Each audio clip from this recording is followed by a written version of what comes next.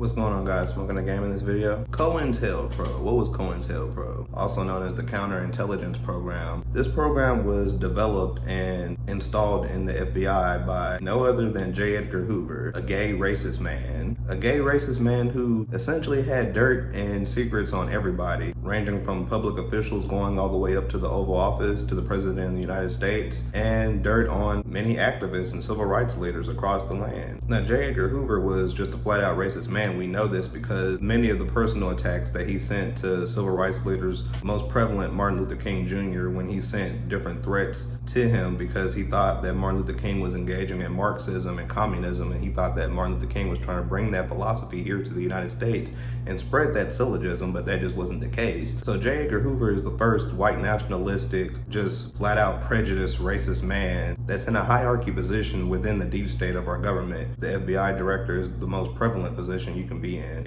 And I also mentioned he was gay. He was dating one of his top FBI agents, his right-hand man, basically. J. Edgar Hoover was dating him. So he was a gay racist man that wanted to bring the civil rights movement and just tranquility and equality across the land to its knees. He wanted to bring all that to a halt, basically. So the sole purpose of CointelPro was to undermine and dethrone many civil rights organizations / civil rights activists, doing these things by framing these people, assassinating these people, and undermining their movements. The most prevalent people he did this to was Martin Luther King Jr., Fred Hampton, and Bobby Seale. These were some of the most prevalent people he did it to. He also did it to many others within the Black Panthers, but these are some of the most notable people. And J. Edgar Hoover, he mainly did this with people who he felt like was starting to take a proletarian progressive approach when it comes to incentivizing workers, giving power to the workers, not just Black people, not just trying to empower Black people within the workforce, empower all people coming together that will basically suit all the interest of all of us, basically.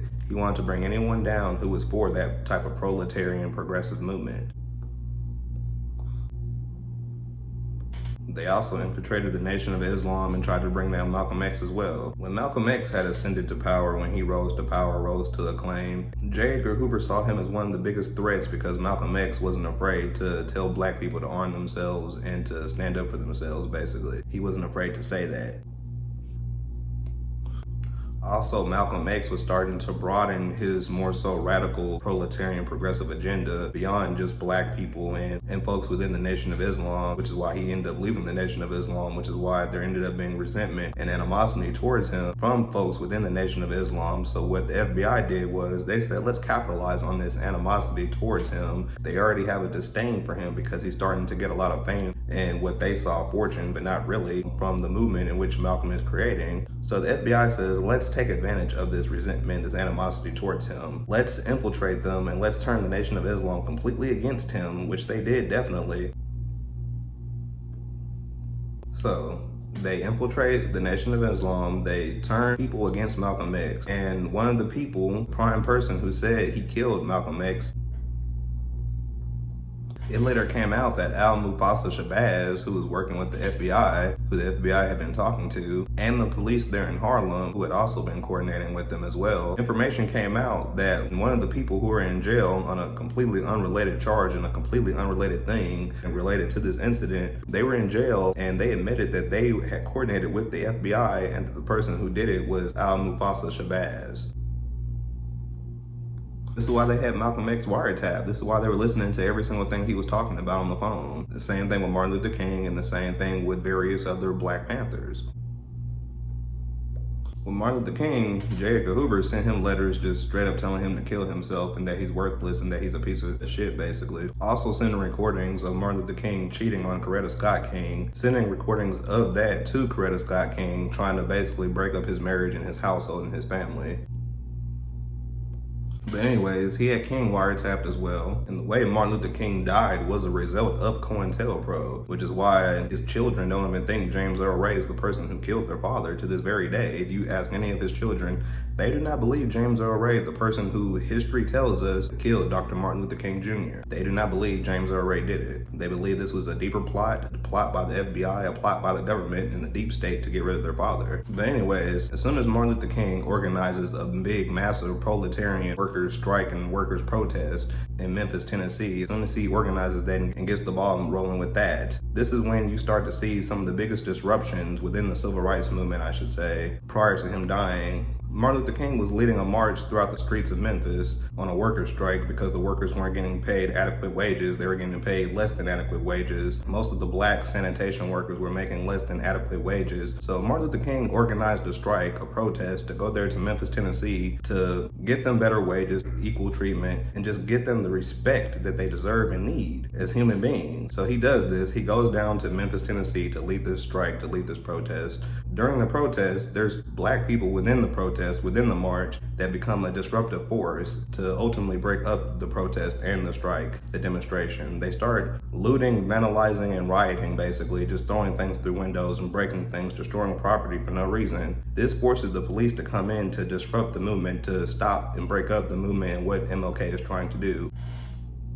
So later on, after the protest, after the march is broken up, after it's already gone into chaos, basically, some of Martin Luther King's aides, they catch up with some of these people who did this, some of the looters, some of the rioters who just decided to start disrupting the march for no reason. They catch up with some of these folks and they ask them, what made y'all do this? Like, why did y'all do this? They bring back some of these young boys back. A lot of them are teenagers or within their early 20s. They bring them back to Martin Luther King's hotel room and they ask them, why did you all do this? Why did you all just decide to start throwing things for no reason to disrupt this march, what Martin Luther King is trying to accomplish here in Memphis, Tennessee? And they look them straight in the eye and they just simply say, the FBI is the one who put us up to do this. The FBI told us to disrupt this march, to disrupt this movement, to disrupt what you all are here trying to accomplish. They're the ones who put us up to do it. They paid us to do it, so therefore we're executing and taking out what they put us in place to do.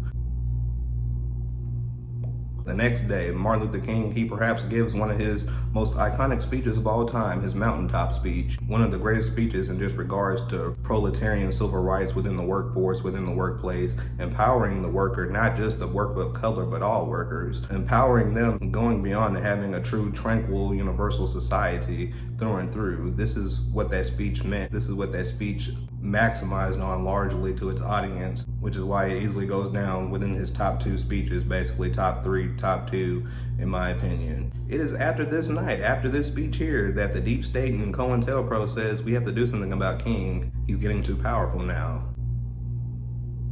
So the next day, which is April 4th, 1968, that's the day that they decide to kill Martin Luther King Jr. He's assassinated, and all of a sudden, out of nowhere, they have a suspect. They say they see a white man running basically on the street, just running with a gun. Many believe that the way they caught James Earl Ray was all fabricated, but for what? Why would you fabricate such a story? And it's because it's a cover-up. James Earl Ray is just simply a patsy. James Earl Ray is just simply a patsy in that instance, in that situation, the same way Lee Harvey Oswald was. But why is he this guy? Why is he the guy to take the downfall? It's because there was a larger plot, a larger agenda. Fred Hampton, who was the leader of the Illinois Black Panther chapter, he realized that you have to truly unify in terms of having solidarity beyond just our coalition, beyond just black people. He understood that very early on. So what Fred Hampton realized was, let's unify massively at scale in terms of solidarity. Take our proletarian progressive platform to the national stage, to the national forefront. Let's do this in unison together to take on the deep state establishment government. He understood this, not merely taking them on, but the military-industrial complex and the media-industrial complex as well, but also gaining the media-industrial complex, gaining a way to reach out to more people and to broaden the base of this new unified coalition, what he would go on to put it, a rainbow coalition, something that Jesse Jackson also tapped into with his presidential campaign in the Midwest as well. The FBI, they just got on to Fred Hampton quite early,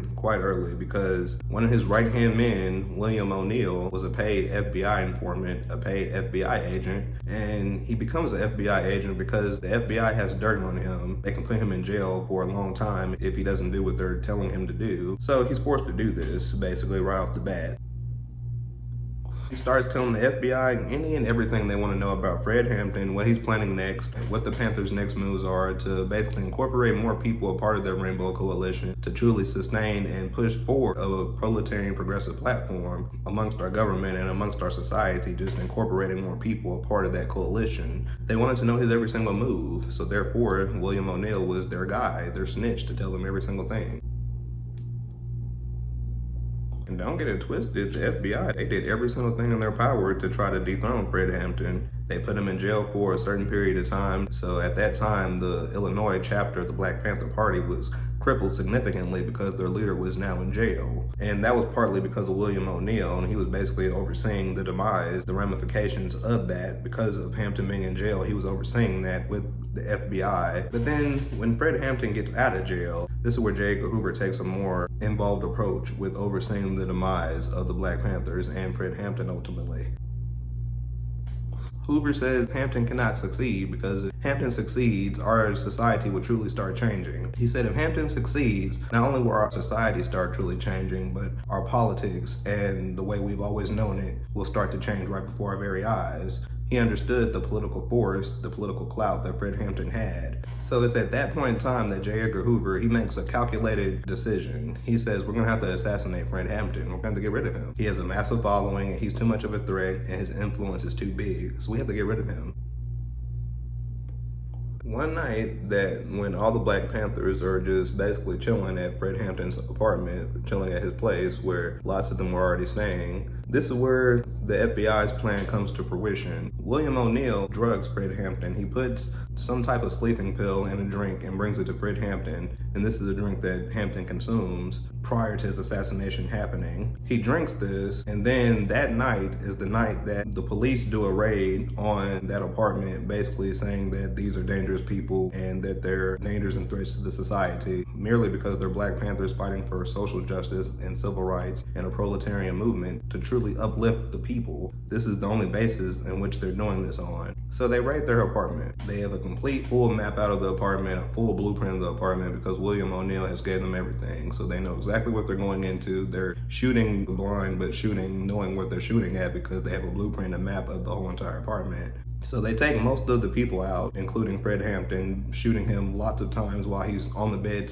He's asleep on the bed, but they're just basically overkilling him, overshooting him because they want to ensure that he's dead, because this was a directive by the director of the FBI, J. Edgar Hoover, to bring out the fruition of CointelPro, and this is perhaps their greatest victory. So the FBI went to extreme measures, extreme lengths to bring down iconic civil rights leaders, iconic civil rights movements and organizations, going to all these degrees to bring these movements down and these people down so that J. Edgar Hoover can keep in place the deep state, white nationalistic grasp that they had on America. He wanted to cement that. And because of these people, they still moved the ball forward enormously, immensely, not far enough to the degree, obviously, that we needed to be at. Obviously, we wouldn't be in the times that we are in today, but these people will significantly move the ball. And now it's up to us to carry it all the way through the end zone. Guys, do me a big favor. Don't forget to hit that notification bell, like, subscribe, comment, share. Peace.